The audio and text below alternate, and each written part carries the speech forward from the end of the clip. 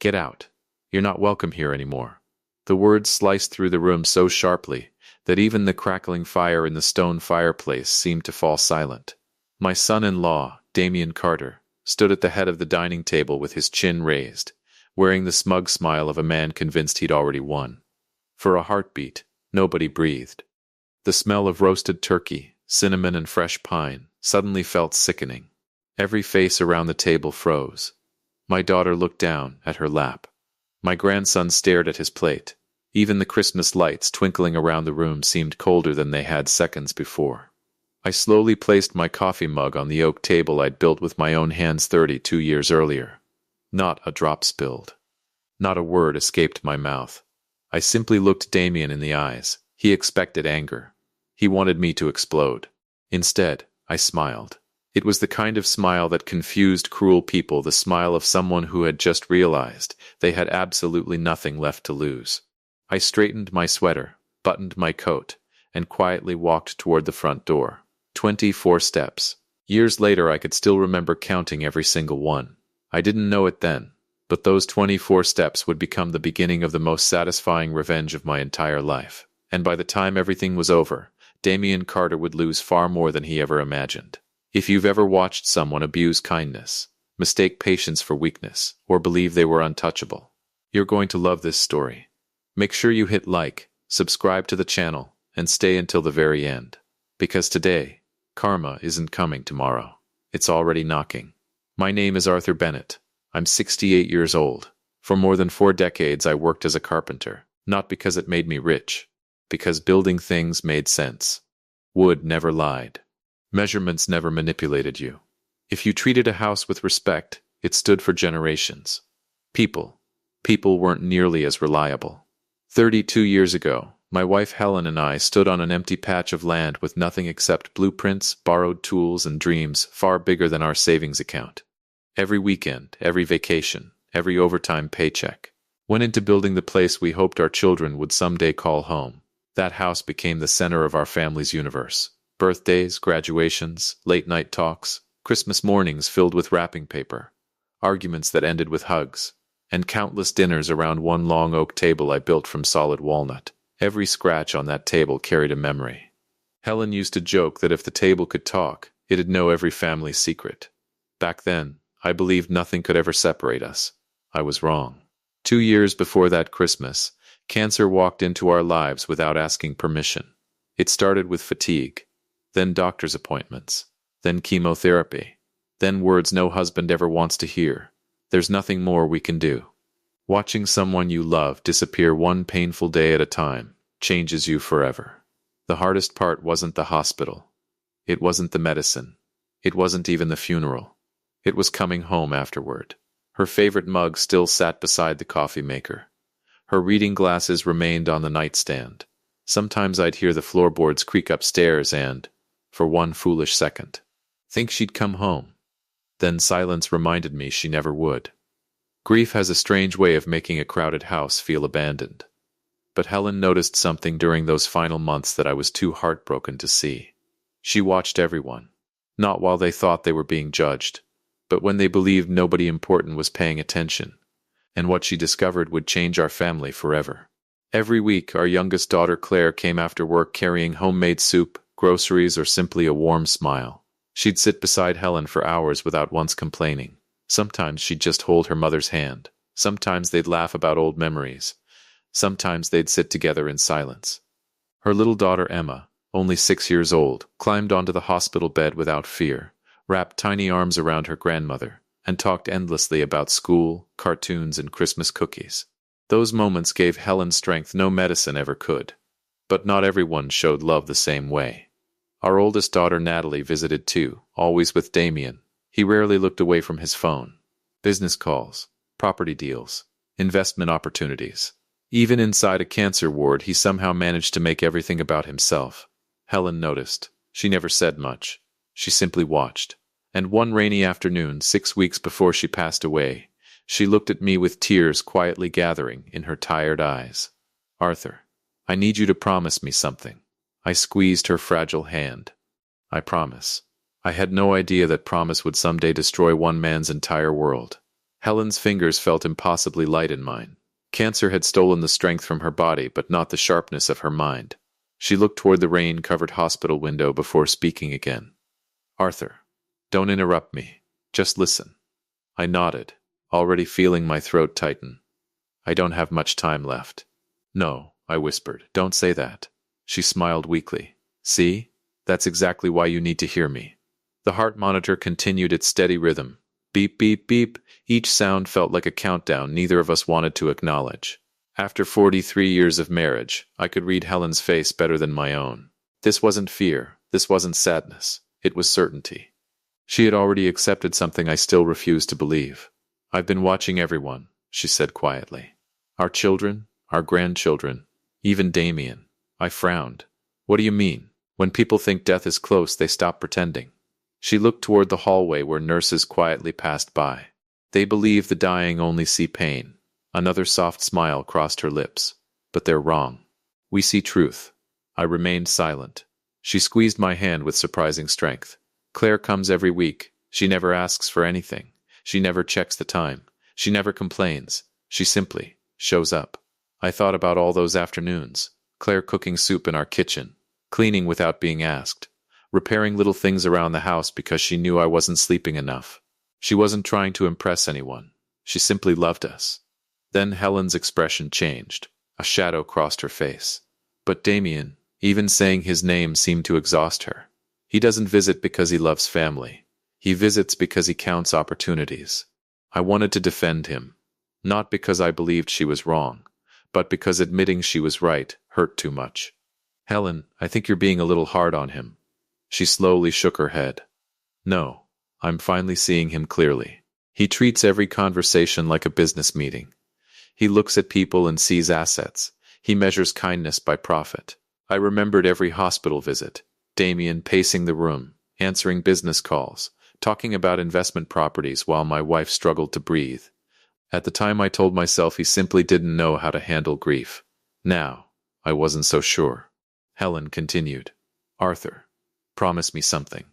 Anything when I'm gone, don't divide everything equally. Her words stunned me. What? The lake house. My heart skipped. Our lake house wasn't just property. It was where Natalie learned to ride a bicycle, where Claire caught her first fish, where every 4th of July ended with laughter echoing across the water. Every important family memory lived there. I don't want it inherited because someone is older. She paused to catch her breath. Or louder, or married to the wrong person. She looked directly into my eyes. I want it to belong to whoever proves they understand what family truly means. I swallowed hard. How am I supposed to know that? You watch. She answered without hesitation. You watch what people do after I'm gone. Grief doesn't change people, it reveals them. The room fell silent except for the rain tapping gently against the glass. You'll be lonely, she whispered. They'll think you're weak. They'll think you're easy to influence, and that's when their real hearts will appear. Those words settled into my chest like stone. She wasn't asking me to judge our children. She was asking me to protect the values we'd spent a lifetime building. A knock interrupted us. Our attorney, Michael Lawson, entered carrying a leather briefcase.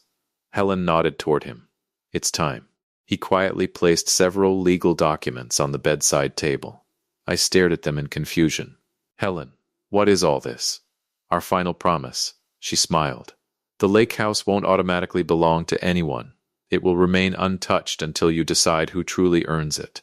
My hands trembled as I signed beside her. The lawyer sealed the documents before placing them back inside his case. Only 3 people knew what had happened that afternoon. Helen, Michael, and me. Before he left, Helen whispered one final sentence. Arthur, don't let guilt make you reward people who never loved you enough to stay. I kissed her forehead. I promise. At that moment, I believed keeping that promise would be the hardest thing I'd ever do. I had no idea Christmas would test it far sooner than I imagined. Helen passed away on a quiet Tuesday morning. The sky was gray. The hospital halls were silent, and when the doctor gently placed a hand on my shoulder, I already knew what he was going to say.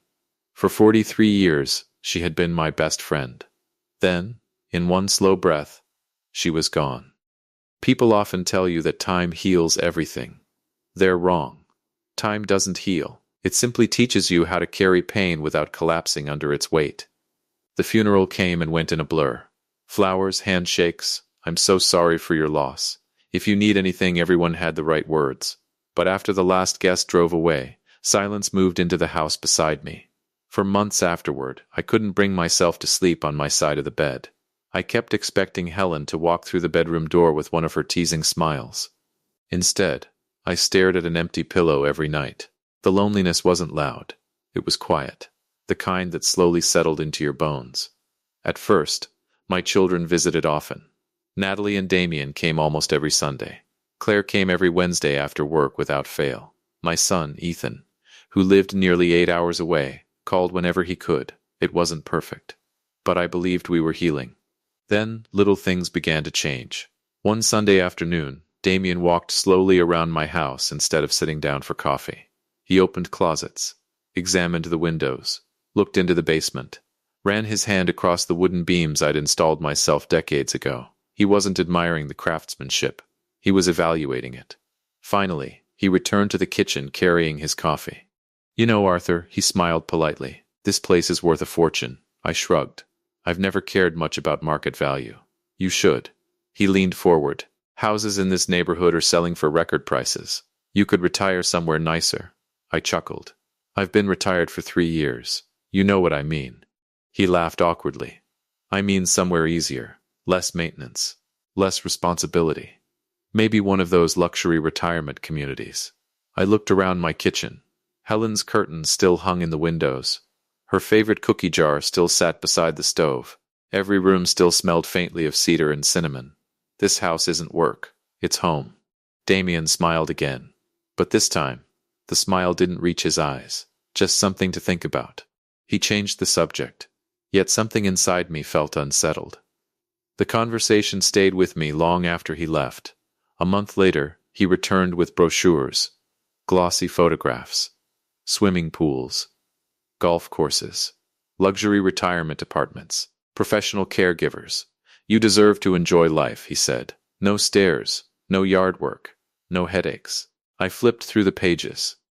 Every smiling elderly couple looked like actors reading a script. "This isn't my life."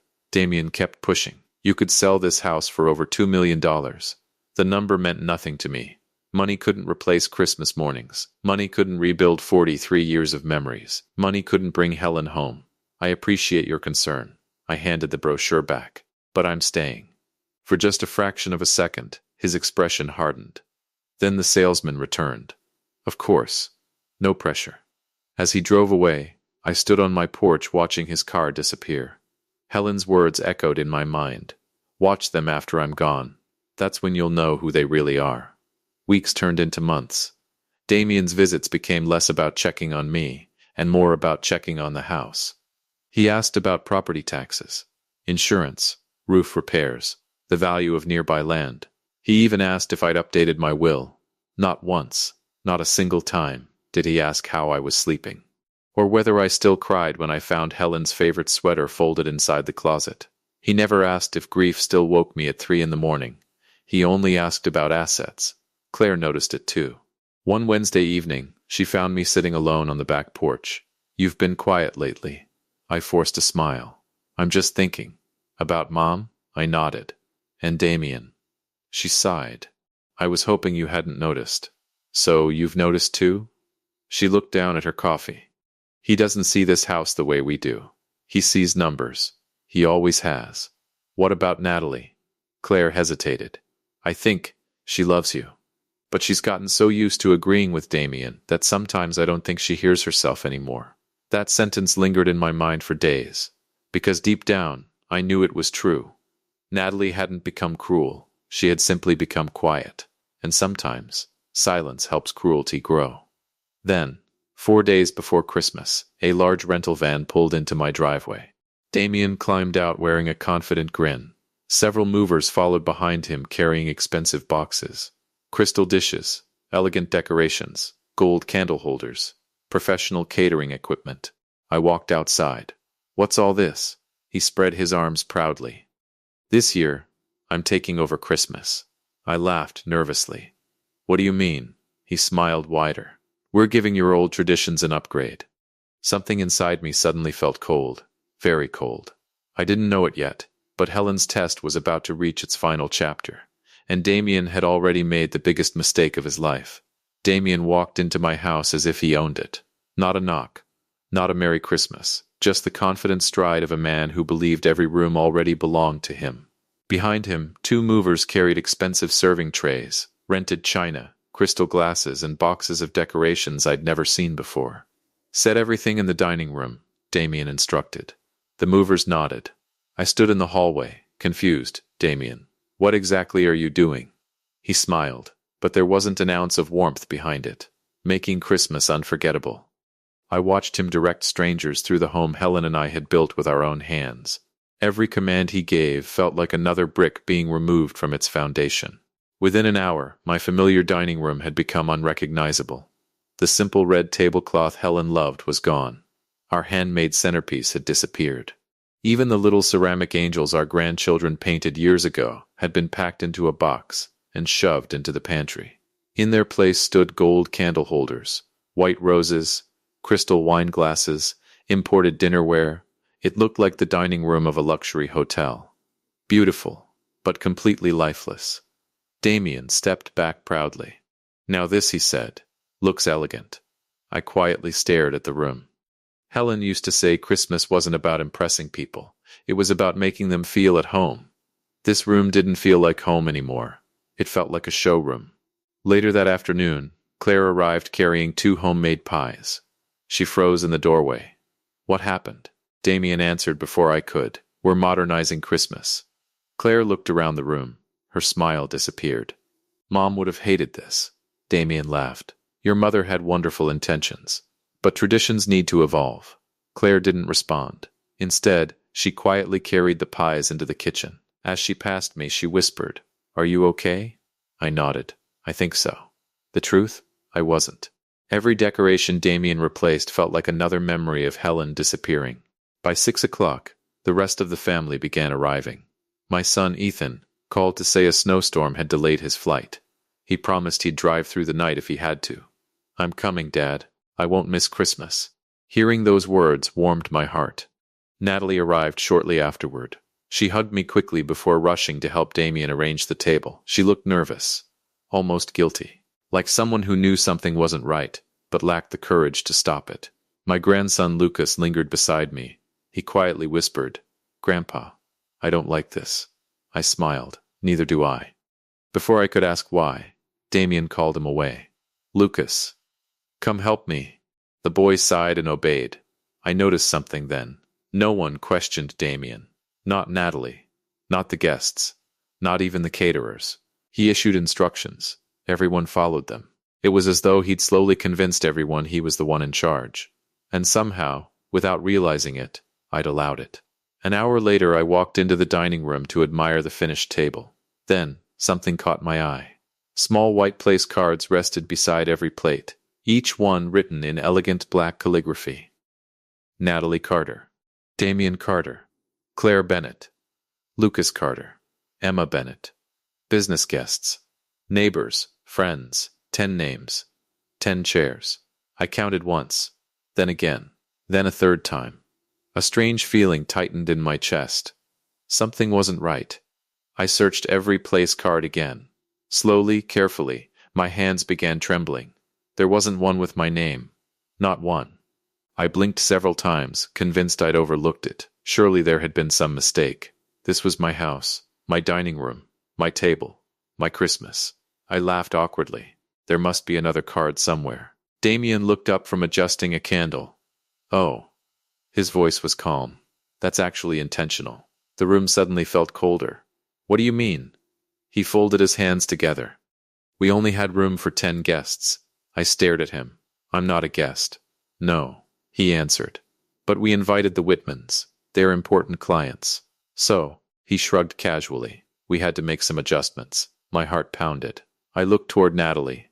She wouldn't meet my eyes. Claire had stopped moving completely. Little Emma frowned in confusion. "But Grandpa always sits at the head of the table," she said innocently. No one answered. Not one adult. Silence. Heavy, cowardly, unbearable silence. I walked toward my chair. The same chair I'd occupied every Christmas since the house was built. The chair where Helen always smiled at me from across the table. I reached for it. Before my fingers touched the backrest, Damien grabbed it first. His hand wrapped tightly around the wood. His smile vanished. So let's not make this awkward. He leaned closer. His voice dropped low enough that only I could hear. You need to leave. I stared at him. For a second I genuinely wondered if I'd misheard. What? His eyes became cold, hard, completely emotionless. You heard me. This dinner isn't for you. You aren't invited. The room spun. 32 Christmases. 43 years of marriage. A lifetime spent building this family, reduced to one sentence. No one spoke. No one defended me. Not even my own daughter. And in that crushing silence, I realized something. Damien hadn't just stolen my seat. He thought he'd stolen my place in the family. He had no idea. He had just guaranteed the destruction of everything he'd spent years trying to claim. You aren't invited. The words echoed in my head long after Damien whispered them. For a moment, I couldn't hear anything else. The laughter, the Christmas music, the crackling fireplace. It all faded into a dull hum. I slowly looked around the room. Natalie stood frozen beside the buffet table, twisting her wedding ring around her finger. Claire's face had turned pale with disbelief. My grandson Lucas stared at his father as though he'd never seen him before. Little Emma looked from Damien to me, completely confused. Grandpa, she whispered. Why can't you sit here? No one answered. Not Damien. Not Natalie. Not a single adult found the courage to tell a little girl why her grandfather was suddenly being treated like a stranger. That silence hurt more than Damien's words ever could. I took one long breath, then another. Every instinct told me to fight. To remind Damien whose name was on the deed, whose hands had built every wall around him, whose dining table he was standing beside. But another voice echoed louder. Helen's. Watch them. Don't interrupt people when they're revealing themselves. So I did something Damien never expected. I smiled. All right, I said calmly, if that's what you want. His confident grin immediately returned. He thought I'd surrendered. He thought he'd won. Poor fool. He had no idea the game hadn't even started. I picked up my coat from the hallway. As I reached the front door, my eyes drifted toward the wall of family photographs. 32 Christmases. Every year captured in a frame. Helen laughing while frosting cookies. Natalie opening her first bicycle. Claire wearing paper angel wings. Ethan holding the biggest turkey he'd ever cooked. Lucas sitting on my shoulders. Emma asleep in Helen's lap beside the Christmas tree. An entire lifetime. Every memory inside those frames had been built by sacrifice. Not by Damien. Not by money. By love. I quietly opened the front door. A freezing wind rushed against my face. Snowflakes drifted through the porch light like tiny pieces of white ash. Without saying another word, I stepped outside. The cold hit harder than I expected. The wooden porch creaked beneath my boots. For a few moments, I simply stood there, staring across the snow-covered yard. The same yard where my children had built snowmen, where Helen and I once shoveled the driveway together while arguing over whose hot chocolate recipe was better. Now, I felt like a visitor standing outside my own life. Slowly, I lowered myself onto the top porch step.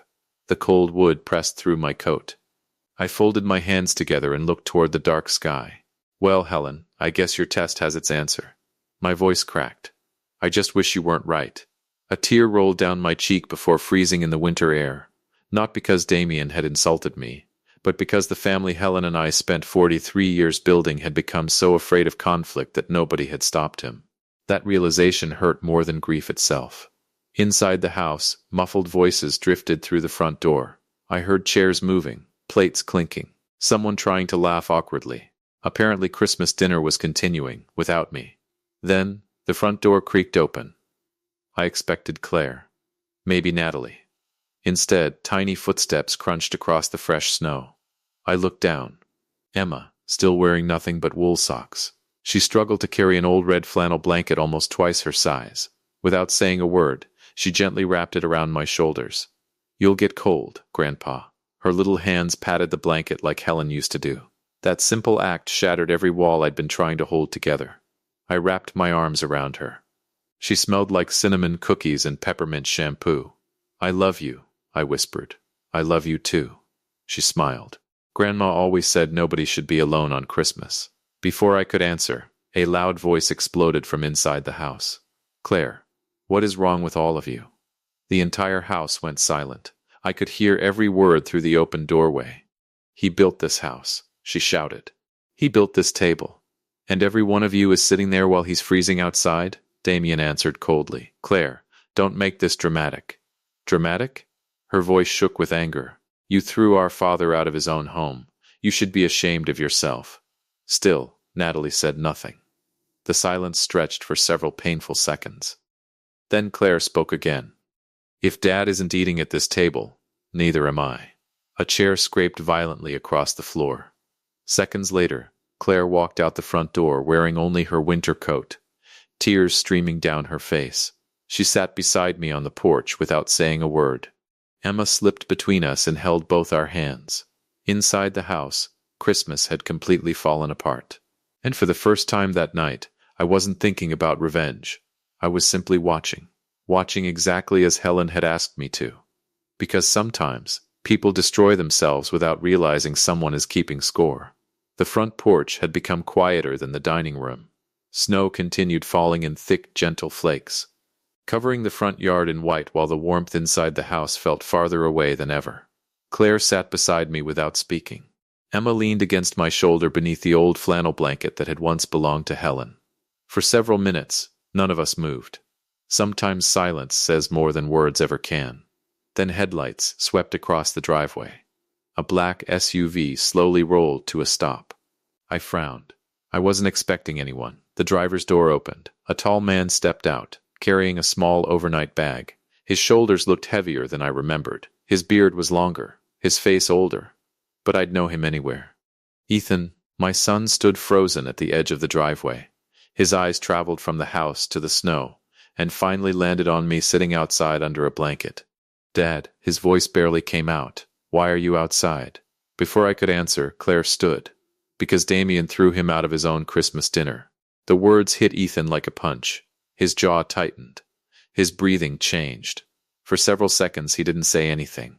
Then he quietly placed his travel bag on the porch. He walked past me, past Claire, past little Emma, and straight toward the front door. Dad, I called after him. It's all right. He stopped just long enough to look back. For the first time in years, I saw the protective older brother I remembered from his teenage days. No, he said calmly, it isn't. Then he walked inside. The dining room fell silent the moment Ethan entered. Every conversation stopped. Forks froze halfway to plates. Even the Christmas music suddenly seemed too loud. Damien forced an awkward smile. Ethan, you finally made it. Ethan ignored him. His eyes searched the room. The decorated table. The expensive china. The crystal glasses. The empty chair where I should have been sitting. Finally, he looked directly at Natalie. Is Claire telling the truth? Natalie's lips trembled. She couldn't answer. That silence answered everything. Ethan slowly turned toward Damien. You told my father to leave? Damien crossed his arms. You're only hearing one side of the story. I'm asking a very simple question.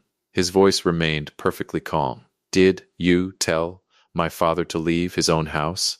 Damien hesitated. It wasn't exactly yes or no. Every person in the room waited. Finally, Damien sighed. Yes. But before he could finish, Ethan slammed both hands onto the dining table. The crystal glasses rattled. No one had ever challenged Damien like that before.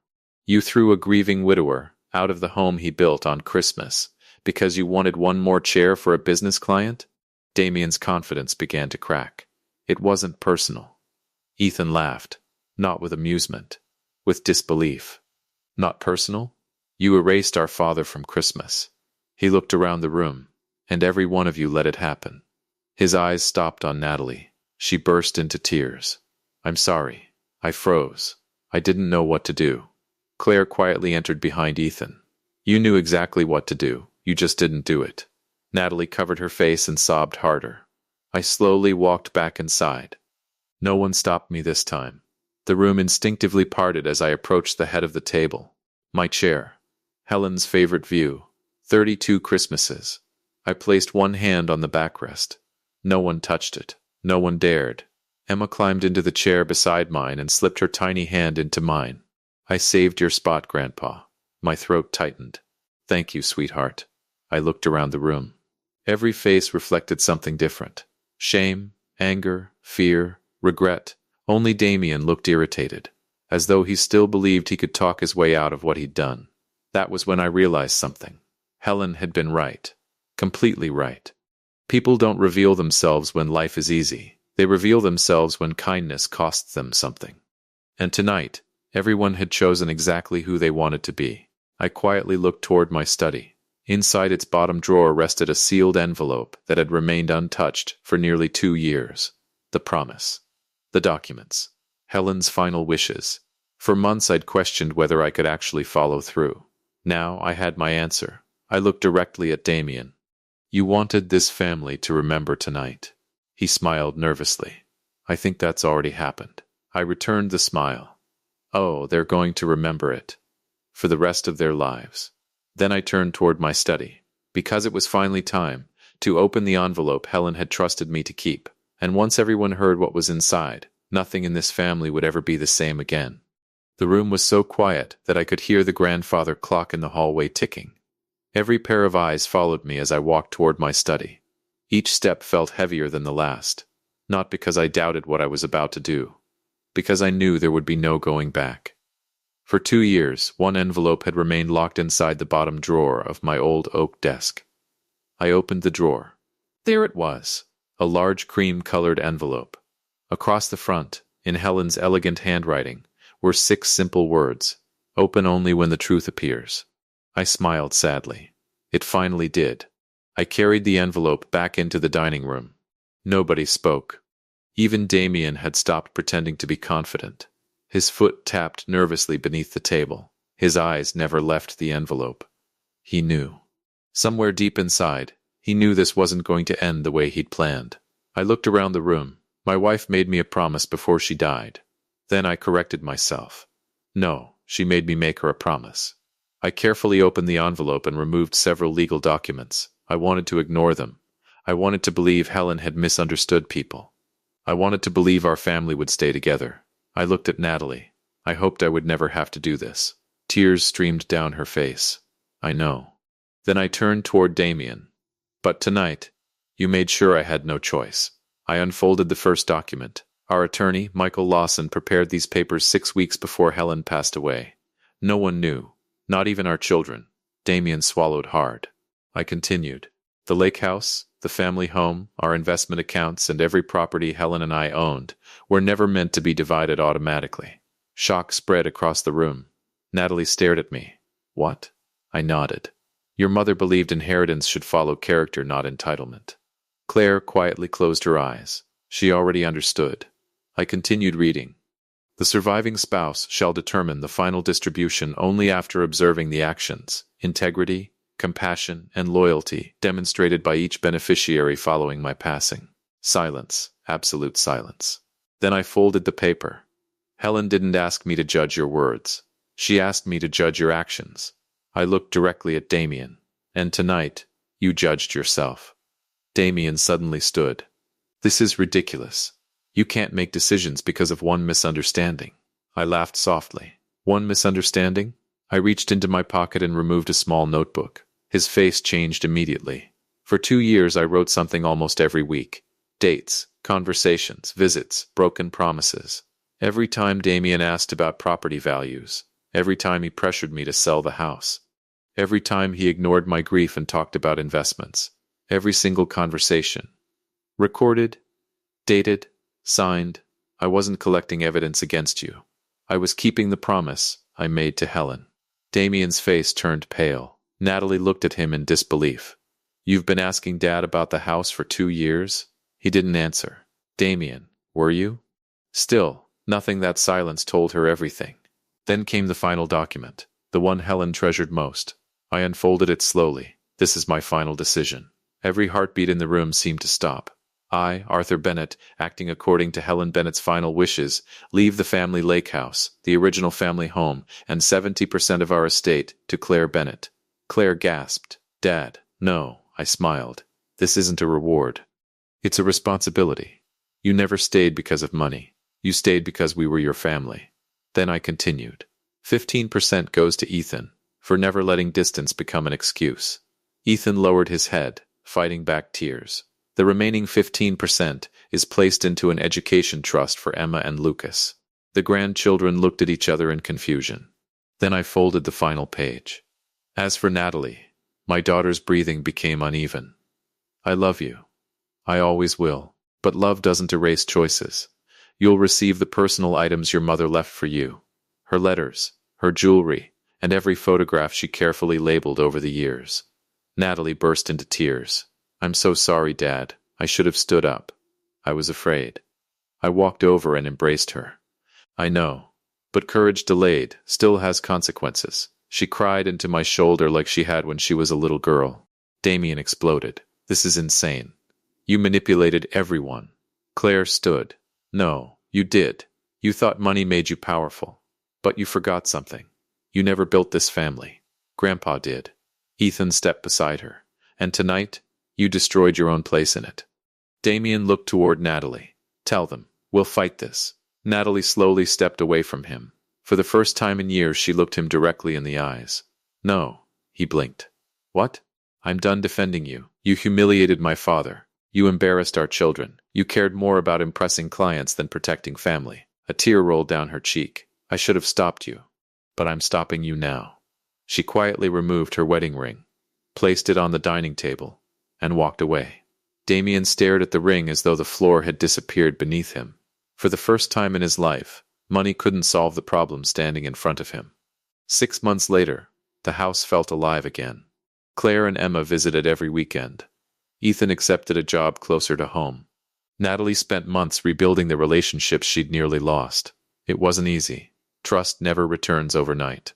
But genuine remorse has a way of opening doors pride keeps locked. As for Damien, his important clients disappeared after learning how he'd treated his own family. His marriage ended.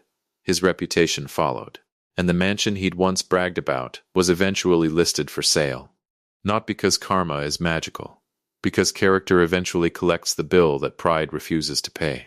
Sometimes I still sit at the head of that old walnut table. Helen's chair remains across from mine.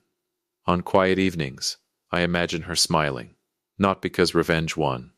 Because love did. She wasn't trying to punish anyone. She simply believed that the people who protect a family should also protect its future. She was right. She always was. If this story moved you, don't forget to like, subscribe, and turn on notifications for more unforgettable revenge stories. And tell us in the comments, if you had been sitting at that Christmas table, would you have spoken up or stayed silent? Until next time, remember this: kindness is never weakness, and karma never forgets an address.